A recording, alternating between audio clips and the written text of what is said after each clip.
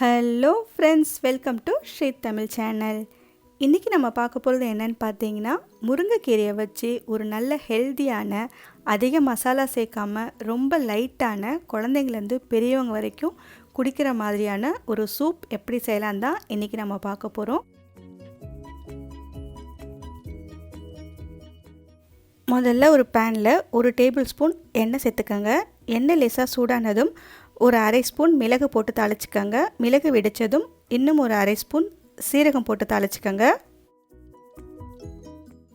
அடுத்து இதில் ஒரு 15 சின்ன வெங்காயத்தை 2ஆக நறுக்கி சேர்த்துக்கோங்க. 1 நிமிஷத்துக்கு லேசாக வதக்கி விட்டுக்கலாம்.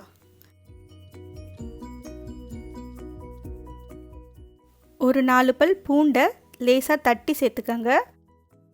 2 பச்சை மிளகாயை நறுக்கி சேர்த்துக்கலாம். இப்போ எல்லாத்தையும் சேர்த்து லேசாக வதக்கி விட்டுக்கோங்க. வெங்காயம் நிறம் மாறணும்னு அவசியம் இல்லை, லேசாக வதங்கினா போதும்.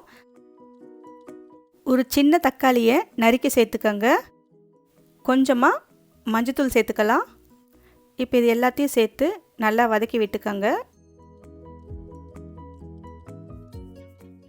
தக்காளி நல்லா கரைஞ்சி வரணும்னு அவசியம் இல்லை, லேசாக சாஃப்டானால் மட்டும் போதும்.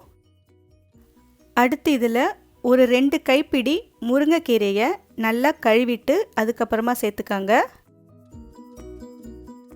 இப்போ ஒரு 2 நிமிஷத்துக்கு இந்த முருங்கைக்கீரையை அடுப்பை மீடியம் ஃப்ளேமில் வச்சு லேசாக வதக்கி விட்டுக்கோங்க.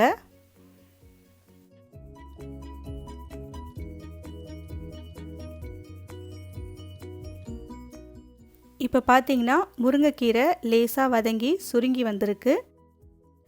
இந்த சமயத்தில் நாம் வேக வச்ச சிறுபருப்பு இல்லைன்னா துவரம்பருப்பு ஒரு 1/4 கப் சேர்த்துக்கோங்க. இது கூட ஒரு 3 கப் தண்ணி சேர்த்துக்கோங்க. பருப்பு சேர்க்கறது ஆப்ஷன் தான், பருப்பு இல்லாமலும் இந்த சூப் செய்யலாம். இதை ஒரு முறை நல்லா கலந்து விட்டுட்டு அடுப்பை மீடியம் ஃப்ளேமில் வச்சு ஒரு 5 நிமிஷத்துக்கு நல்லா வேக விடுங்க.